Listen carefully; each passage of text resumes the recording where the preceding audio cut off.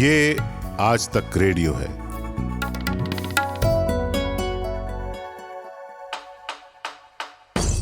नायक और खलनायक, विद्वान और महारथी, कला के ऐसे सितारे जो अब भी आसमान में चमकते हैं, और ऐसी हस्तियां जो इतिहास में अमर है।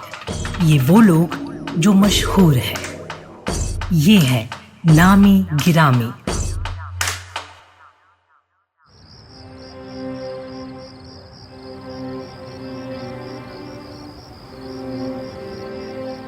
अमेरिका का लॉस एंजलिस। रात के करीब 10 बज रहे हैं। अभी थोड़ी देर पहले ही बारिश रुकी है। मुख्य सड़क पर किनारे बने एक बड़े से बंगले में मशहूर comedian Charlie Chaplin, actor director Herald Lloyd और बस्टन कीटन परेशान और मायूस डाइनिंग टेबल पर बैठे हुए हैं। खाने के टेबल पर बहुत कुछ रखा हुआ है, लेकिन कोई उसे हाथ नहीं लगा रहा। यह बस्टर कीटन का घर है। तीनों आर्टिस्ट एक साथ इसलिए बैठे हुए हैं क्योंकि कीटन ने उन्हें सलाह मशवरे के लिए बुलाया है। काफी बातें हो चुकी हैं। दूसरी शराब की बोतल भी अभी तक आधी खाली हो गई है।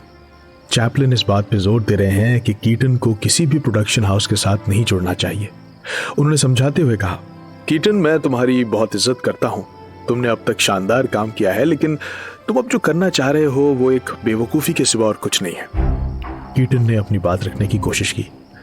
देखो चार्ली, तुम समझ नहीं रहे हो। ये फिल्में, ये क्रिएटिव फ्रीडम तभी होगी जब मैं काम कर पाऊंगा। मेरी आखिरी 3 फिल्मों का हाल तुम्हें पता ही है, और मैं और नुकसान उठाने की हालत में नहीं हूं। हेराल्ड कमरे में टहलते हुए दोनों की बातें सुन रहे थे। वो समझ गए थे कि कीटन ने अपना मन पहले ही बना लिया था। उसने आज सबको बस इसलिए बुलाया है ताकि उसे सपोर्ट मिल सके। उसने कीटन की कुर्सी के पास जाकर कंधे पर हाथ रखते हुए कहा, तुम जो कह रहे हो सही कह रहे हो, और मुझे पूरी उम्मीद है तुम एमजीएम के साथ मिलकर अच्छी फिल्में बनाओगे। चलो इसी बात पे नई शुरुआत के नाम ग्लास उठाते हैं। तीनों ने हाथ ऊपर उठाया, चीयर्स कहा और हंसी खुशी थोड़ी देर के बाद दोनों अपने घर चले गए। बरसों बाद अपनी जिंदगी के आखिरी पड़ाव में कीटन उस शाम को याद करते हैं तो उन्हें याद आती है चार्ली चैपलिन की कही बातें। जिस कीटन का नाम चार्ली चैपलिन के साथ लिया जाता था, अब उनके बाद भी नहीं लिया जाता। बस्टर कीटन उन कलाकारों में से हैं जिन्होंने सिनेमा के ग्रामर को गढ़ा है, और आज भी कई फिल्म मेकर्स उनसे इंस्पायर होते हैं। आज नामी गिरामी में बात होगी बस्टर कीटन की सिनेमा में उनके योगदान की और उनके उतार चढ़ाव भरी जिंदगी की।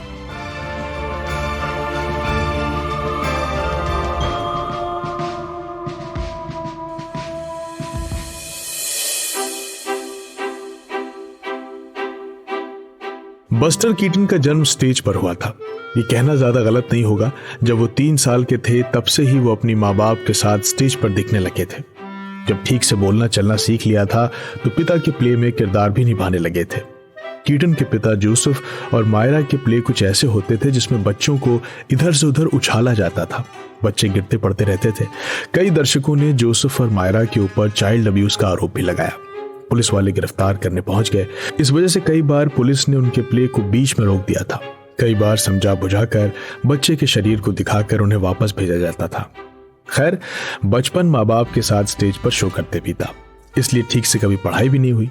बाद के सालों में जब पति के शराब की लत से परेशान होकर मायरा ने कैंसस शहर को छोड़ा तो बस्टर भी माँ के साथ साथ न्यूयॉर्क चले आए। अब बस्टर कीटन की उम्र 21 हो चुकी है और ये साल है 1906।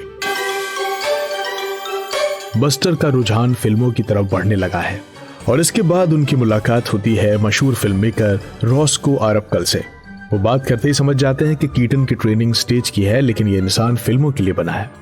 उन्हें हायर कर लेते हैं और एक कैमरा एक दिन के लिए उधार देते हैं ताकि वो समझ पाए कि ये काम कैसे करता है। कीटन ने उस कैमरे का पुर्जा रात भर में अलग कर दिया और सुबह होने तक वापस जोड़ दिया और अगले दिन आरपकल का असिस्टेंट डायरेक्टर बन गया। बस्टर कीटन फिल्मों में क्या अलग लेकर आए, दिल्ली यूनिवर्सिटी में सिनेमा पढ़ा रहे असिस्टेंट प्रोफेसर विकास सिंह बताते हैं।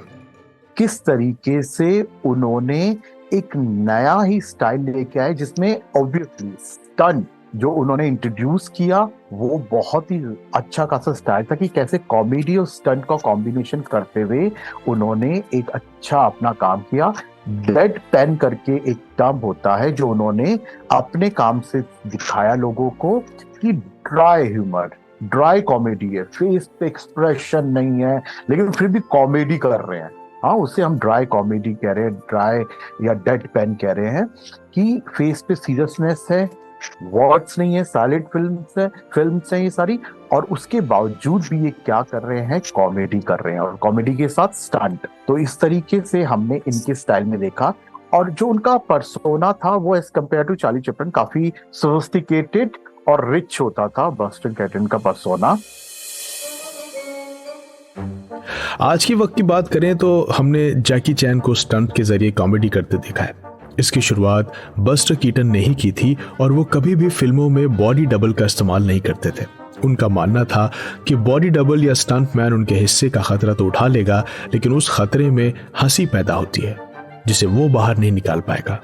1924 में कीटन की शर्लॉक जूनियर फिल्म आई थी। इस फिल्म के एक सीन में वो ट्रेन की छत पर उल्टी दिशा में चल रहे हैं और जब ट्रेन की स्पीड बढ़ जाती है तब बड़ी सी टंकी की पाइप से वो लटक जाते हैं, जिससे टंकी का पानी तेजी के साथ उनके ऊपर गिरता है और वो खुद को संभाल नहीं पाते और उनका सर रेलवे ट्रैक पर जा लगता है।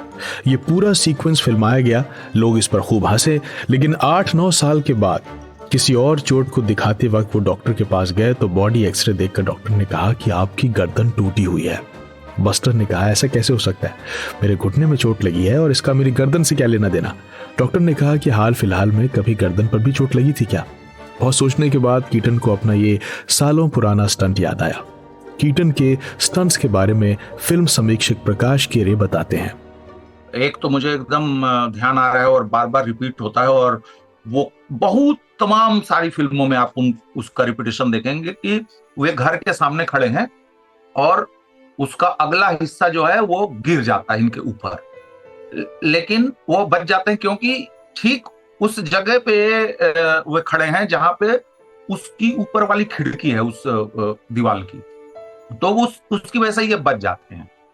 वो दृश्य जो है 20 फिल्मों में हम देखते आए हैं। तो वो एक सीन है ये, और बाकी चेज सीक्वेंसेस जो हैं, जैसे कि लोग दौड़ा रहे हैं या पुलिस दौड़ा रही है, बंदा भाग रहा है, वो अक्सर जो उसमें जो हादसे पैदा होता है, उसमें जो कॉन्फ्लिक्ट पैदा होता है उस तरीके के दृश्यों में, वो कीटन ने जो परफॉर्मेंस किया है उसको लगातार लोग रिपीट करते हैं। जैसे मसलन कि आप जैसे भाग रहे हैं और आप गली पे मोड़ पे कहीं पे छुप के खड़े हो गए और जो लोग पीछे से आपके आ रहे हैं वो आगे बढ़ गए और फिर आप दूसरी तरफ भागे, फिर उनको लगा कि अरे नहीं पीछे भागा, फिर तो इस तरीके के सीन। और देखिए उसमें क्या है कि जिस तरीके से कम संसाधनों में और ज्यादातर 1 या 2 कैमरे से जिस तरीके के दृश्य वहां बने, तो बाद में क्या हुआ कि जब आप जब सिनेमा पढ़ने जा रहे हैं, सिनेमा में आप डायरेक्शन में जा रहे हैं, कैमरा चलाने के लिए जा रहे हैं, एक्टिंग करने के लिए जा रहे हैं, तो आपके पास क्या एग्जाम्पल हो सकता है? वो एग्जाम्पल हो सकते हैं जो आपसे पहले हुए हैं, जो नामचीन रहे हैं। कीटन, चैपलिन, हार्डी, इन लोगों की खासियत यह है कि इनके पास पीछे का कोई वैसा उदाहरण नहीं था। जो भी था वो स्टेज का उदाहरण था इनके पास। जो भी था वो जो नॉर्मल आर्टिस्ट, माइम आर्टिस्ट वगैरह परफॉर्मेंस करते थे वो इनके सामने उदाहरण थे। लेकिन जो बाद में जो सिनेमा की पीढ़ी आती है, बट पीढ़ियां आती हैं, वे बार बार लौटती हैं उनकी फिल्मों की तरफ कि अरे ये कैसे किया होगा, ये कैसे किया होगा। हर कलाकार की जिंदगी में धूप और छांव आती रहती है। बस्टर कीटन के साथ भी ऐसा ही हुआ था। वो दौर भी आया जब उनकी बनाई हुई फिल्में चलना बंद हो गई, शराब की बैठकें ज्यादा होने लगी, पत्नी के साथ रिश्ते भी खराब होने लगे।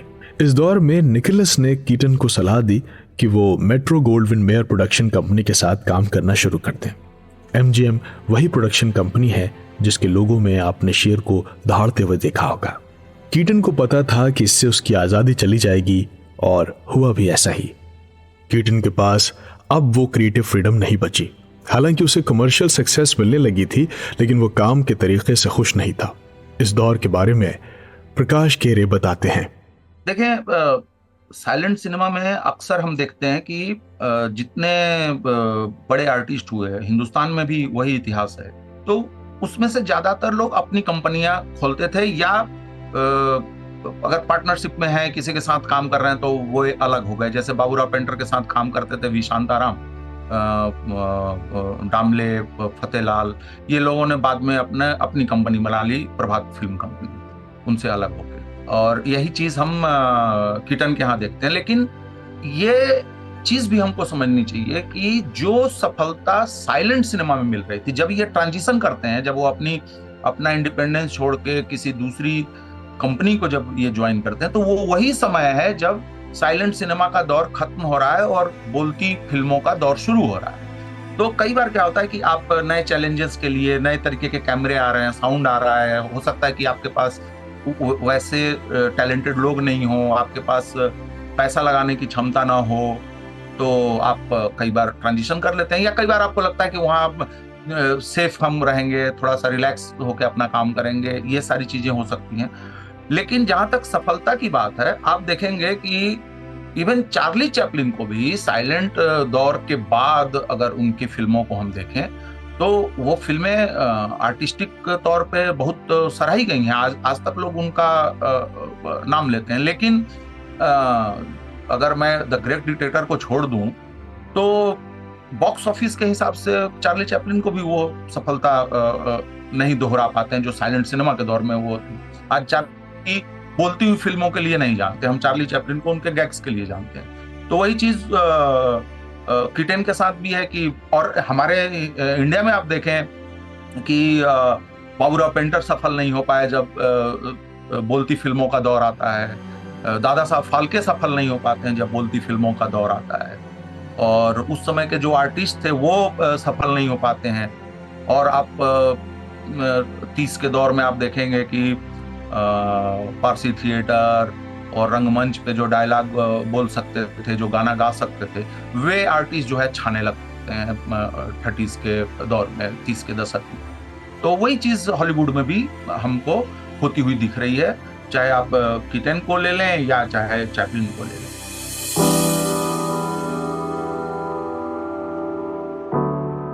स्टूडियो फिल्मों को अलग अलग लैंग्वेज में डब करता था, इसलिए एक ही सीन को एक्टर्स बार बार अलग अलग लैंग्वेज में शूट करते थे। स्टूडियो के काम से बस्टर को इतनी चिढ़ मचने लगी थी कि एक मौके पर उन्होंने कहा कि मुझे स्टूडियो के लिए घटिया काम करना पड़ता है, और एक नहीं 3 बार करना पड़ता है। आखिरकार 1934 में एमजीएम और कीटन के बीच का करार खत्म हो गया। कीटन दोबारा खुलकर काम करने के लिए आजाद थे, लेकिन अब उनके पास इतनी ऊर्जा नहीं बची थी कि वो कुछ नया सोच पाए। वो अपने स्टंट्स को और गैग्स को रिक्रिएट करने लगे, कभी खुद के लिए, कभी किसी दूसरे के लिए, कभी टीवी के लिए। बाद के सालों में फिर से एमजीएम के साथ जुड़े, लेकिन बस बतौर राइटर। कीटन के साथ तब के फिल्म समीक्षकों ने भी बहुत ज्यादती की। जब वो अपने पीक पर थे तब भी उन्हें ऐसे नहीं सराहा गया जिसके वो हकदार थे। बाद में जरूर जब फिल्म प्रशंसकों ने उनके काम को रिविजिट किया तो उनको उचित सम्मान मिला। विवेक सिंह बताते हैं कि अगर हम जैकी चैन की बात करें, स्टीवन स्पीलबर्ग की बात करें, और भी फिल्म मेकर्स हैं जो दे come with this statement that they are very influenced by the work of Buster Keaton। तो वो अपने फिल्मों में इनके स्टंट्स को एक रिवाइव वर्जन की तरह यूज कर रहे हैं। Openly they are saying, right? तो ओवरऑल फिल्म्स में जब हम देखते हैं कि एक ऑडियंस ऐसी है कि उसके अंदर एक दर्द है। आज की ऑडियंस की भी हम बात कर रहे हैं कि बहुत मतलब एंटरटेन होने वो आइए। क्यों आइए? क्योंकि they are escaping the tension of their life, the stress of their life. वहां पर अगर उनको दोनों चीज सर्व की जाए उन सिनेमा फैंस को या ऑडियंस को, जहां पर उनको वो स्टंट भी दिखाई दे रहा है, वो कॉमेडी भी दिखाई दे रही है। स्टंट इन द सेंस कि जो उनकी भड़ास है अंदर की, जो वो निकालना चाह रहे हैं, वो स्टंट के रूप में निकल रहा है। और क्योंकि वो वहां पर टेंशन फ्री एक एंटरटेनमेंट के लिए आए तो वो कॉमेडी भी आ रही है।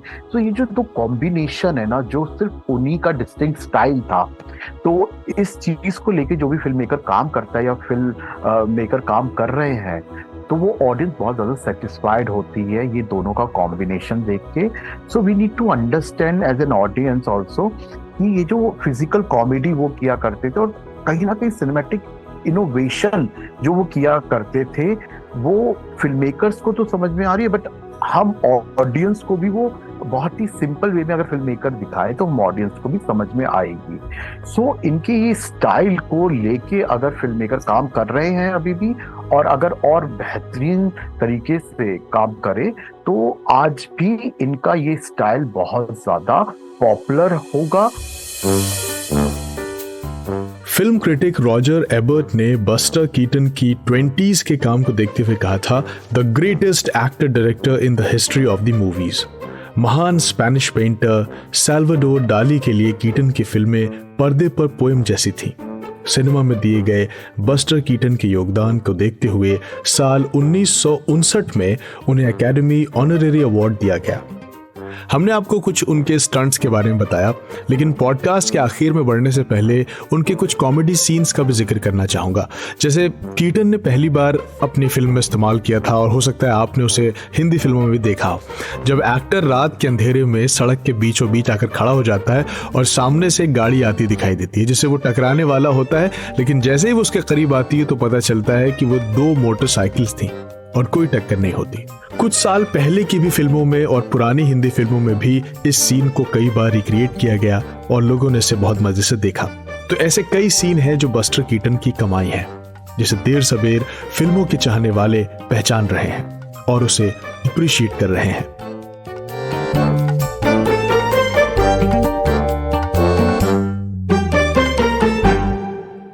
ये था आज का नामी गिरामी। आपको कैसा लगा हमें जरूर बताइएगा। हमारा पता है radio@aajtak.com। इस पॉडकास्ट का साउंड डिजाइन किया है कपिल देव सिंह ने। स्क्रिप्ट है कुंदन की। मेरा नाम है जमशेद कमर सिद्दीकी। सुनते रहिए आज तक रेडियो। नमस्कार।